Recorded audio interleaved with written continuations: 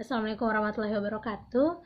Sebelumnya perkenalkan, nama saya Andi Hesti dengan nomor stambuk 040 2018 0517 dari kelas C1 mata kuliah Cybercrime.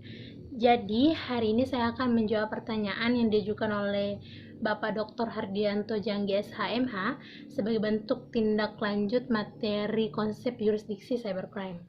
Jadi pertanyaan pertama, apakah yang dimaksud dengan yurisdiksi? Yurisdiksi dalam bahasa Indonesia berasal dari bahasa Inggris yakni jurisdiction, di mana jurisdiction ini sendiri berasal dari bahasa Latin yakni jurisdictio. Jurisdictio terdiri dari dua suku kata yakni juris dan dictio. Juris berarti kepunyaan menurut hukum dan dictio berarti ucapan, sabda, sebutan, atau firman. Kemudian pertanyaan nomor 2, apakah perbedaan antara prinsip nasional pasif dan prinsip nasional aktif? Jadi prinsip nasional aktif itu bahwa negara dapat memberlakukan yurisdiksinya terhadap warga negaranya yang melakukan tindak pidana meskipun tindak pidana itu dilakukan di yurisdiksi negara lain.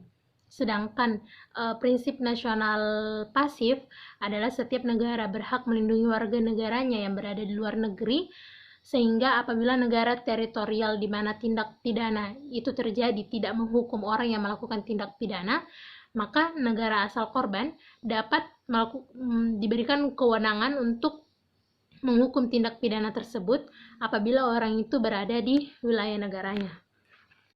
Jadi pertanyaan nomor 3, menurut Masaki Hamano membedakan pengertian cyber yurisdiksi, sebutkan dan jelaskan pengertian tersebut.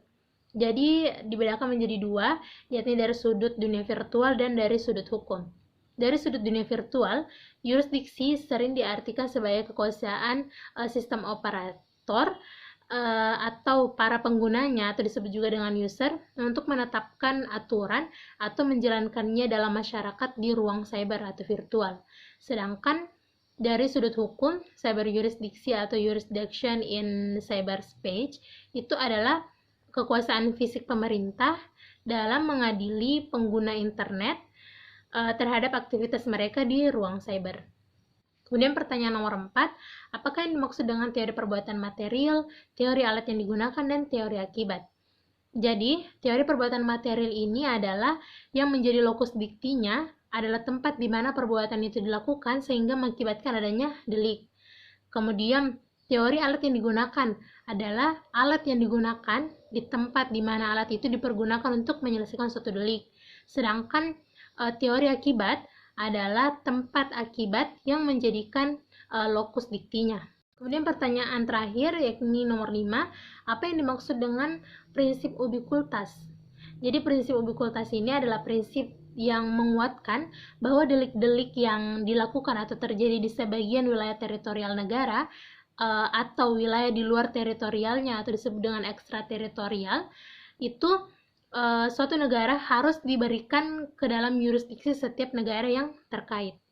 Baiklah, itu tadi jawaban dari saya. Terima kasih atas perhatiannya. Saya ucapkan wassalamualaikum warahmatullahi wabarakatuh.